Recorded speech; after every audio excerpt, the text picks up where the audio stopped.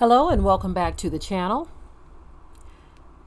Now you can look at the image on the screen and you know where I'm going with this. I always bring it back to the truth.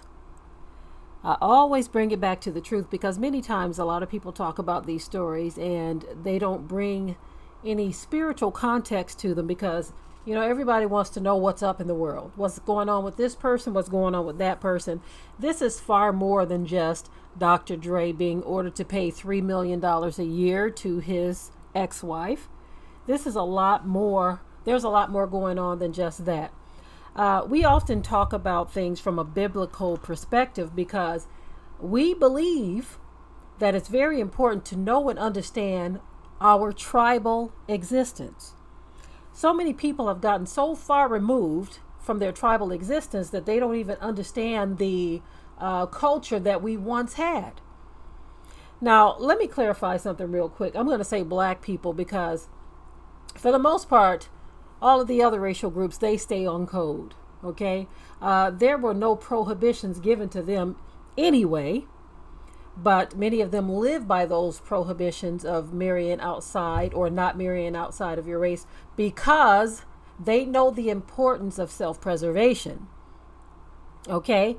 So this man, he's now ordered to pay. It's not that he can't afford it. Okay. He can definitely afford it, but it does make you wonder if his tap ever runs out, will there be an adjustment made? Because this will certainly dip into his tap. He's ordered to pay this until she remarries. So if someone else approaches this woman and says, may I have your hand in marriage? Either he has to have more money than Dr. Dre, or he has to be a super charmer, because that woman would then have a decision. Do I love this man, this new man, enough to walk away from $3 million or $3 million a year payday? So we'll see where that goes. Like I said, his pockets have to be deeper, or he has to be a super charmer. Or maybe she has to have established something of her own where she is increasing the money that she has from Dr. Dre so that she can establish her own thing. But again, we'll see what happens with that. But one point I wanted to bring up in all of this is, for years, one of the reasons why a lot of so-called black men were saying that they were going to white women and leaving black women alone, they were saying that black women were gold diggers. It seems like every few years there's a new reason given as to why black men go after white women. And each reason, when the reason that is given has been debunked, then another reason comes to the forefront. Because when all of the brothers were saying that black women were gold diggers, all of a sudden we started seeing all of these white wives divorcing these black husbands and taking the bag of money with them, taking all of the assets with them. And so they said, we can't use that one anymore because of course there are black women who want to be in a relationship where the man has money because there's an expectation that you're going to be supported and taken care of in a marriage, right?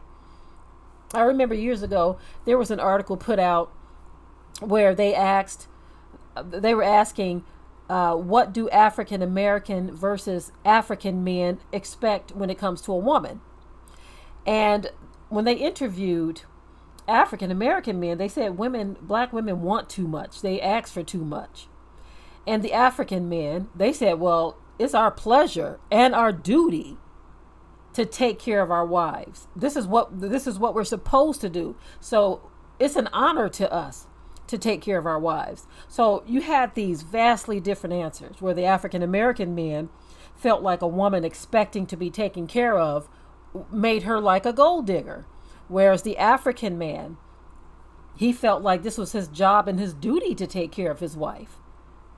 And so I can't really say where that idea came from as far as with African American men, because you can't say they got it from Western culture, because even in Western culture, white men feel that it's their duty to take care of their wives, right? Now, let me go ahead and say this up front. Let me go ahead and clarify something right now. There are men, black men, who believe that it is their duty, and I'm talking about African American men, They believe that it's their duty to take care of their families, but because of a lot of the financial stress that we've been over the decades, as a people, a lot of men have adopted the attitude that you got to bring something to the table too, honey girl. You see, so a lot of black men do believe that or feel like the woman should bring something to the table too. Now, I'm going to go ahead and say this too. I agree with that. I agree because of the situation that we are in. I believe that the woman is supposed to bring something to the table. When you look at the Proverbs 31 woman, she brought something to the table. She wasn't just a housewife. But see, Western culture had you thinking that you have to be like the Leave It to Beaver type wife. And so that's where that whole idea came from, where a lot of, women, black women felt like, well, you know what, this is how it's supposed to be. The man takes care of the wife and the wife is supposed to stay at home. And then some men adopted that attitude too. I don't want my wife working. Now, let me clarify something else here too. Back in the day, a wife working didn't mean going to work for some other company where she's sitting up around other men all day and she's away from her family and all of this, that, and the third, and temptation can arise. Working back in the day was like the Proverbs 31 woman, where she had her own business. She was doing her own thing. So she wasn't subjected to a boss who may hit on her. So of course, things are so different now. So when you read scripture, you have to understand that was a different time, and that it may not be a good idea for your wife to work outside of the house today if you're concerned about the temptation. But that being said, we need to rewind back to the way it used to be, to where our women knew how to get out there in the marketplace, produce and sell goods, buy land, be a businesswoman, and handle her business, right? So much has been twisted up to where we just don't know where to begin unless someone teaches and shows us the way. But back to this story here. There is an expectation in marriage that needs to be understood, right? And so that painted narrative before, where black women were gold diggers, when all they were simply, not all of them, some of them were simply saying, look, I want to be in a marriage where we will not struggle, where our needs as a family will be met, right? But then you do have that demographic of young women who are out here saying, I don't want him unless he got a fine car, a good job, and all of it. Now, those are the real gold diggers. They're not even trying to be married. They just want to be out here hoochieing around and trying to get 3 or 4 different guys to pay their bills and support their habits. So we have to learn how to rightly divide who we are talking about too. You don't just rightly divide scripture, you have to rightly divide situations, because every woman that had an expectation of being taken care of in a relationship wasn't or isn't a gold digger. If you're married to someone, of course, there's an expectation that you can support. How many of you dads out there, if you have a daughter, be realistic here. If you have a daughter, are you going to just hand your daughter over to a man who sits around all day playing video games, not trying to do anything, not trying to earn any money, have no means to take care of her? No goals, no visions, no dreams.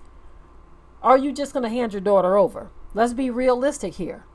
So it's okay to expect that in a marriage that your needs will be provided for. Okay. But when it came to so-called white women, a lot of our brothers, they didn't even consider what was going on. They just said, well, sisters are gold diggers. I'm going for a white woman.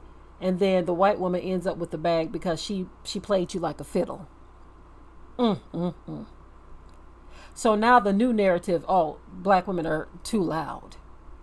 Well, no, that's not the new one. That's one of the old ones too. They got other stuff they say now. But every time they say that this is what the black woman is guilty of, the white woman comes and one up and say, nope, you say the black woman loud, I'm just as loud. Every time you say that the black woman is this, that, and the third, these other women that you come out here and marry, they do it too. And so the real narrative right now, the real narrative is that a lot of our brothers simply don't want to be with black women. I didn't say all, I said a lot. And this is why you see this image on the screen. You see more and more of this happening, where there are rich black men with deep pockets who are marrying white women because they do not want their wealth and finances to go to a black woman. So they end up losing it, and it bounces right back to the white community because they are not paying attention to what's really truly happening. This is why that money is bouncing right back out the door. So it's a whole lot, y'all. It's a whole lot to be said here. These kind of things need to really be talked about in a format to where conversation is had between several of us, and we're discussing these problems and the solutions. And for the most part, a lot of people that follow this channel, they know that we like to talk about biblical solutions, okay? And we do understand that not everyone comes from a biblical perspective, because not everyone believes in the Bible. But if you really truly understood how deep all of this stuff was and how prophecy led us right here, you would say, man, this stuff is tripped out. Our people are so deceived to where they don't even see or know what's happening to them. And we are being played like a fiddle by the masses. Liquid money, you are. There's a mutual pursuit going on here. You have black men who want to be with white women or women of other nations. They pursue these other women because they think it makes them look better to have a white woman on their shoulder rather than a black woman. But then you have those with realistic mindsets and understanding the spiritual side of things. We see exactly what's going on. Your heart has been turned away. The scripture actually says that any man who falls into the ditch of a strange woman is hated of the Most High Yah. That is a deep, deep passage there. That's really deep when you think about it. That's really deep, and it's very frightening at the same time. But it always comes back to bite you in the end. This is why Dr. Dre has been ordered to pay $3 million a year to this woman. So I'm done with this video. Of course, I want your input in the comment section below. Until next time. We hope you liked today's topic. Please leave your comments below. If you haven't already, subscribe to the channel, share it like this video, and with that, we're out. Be sure to ring the bell to be notified of new uploads on this channel, and also comment, share, like, and subscribe.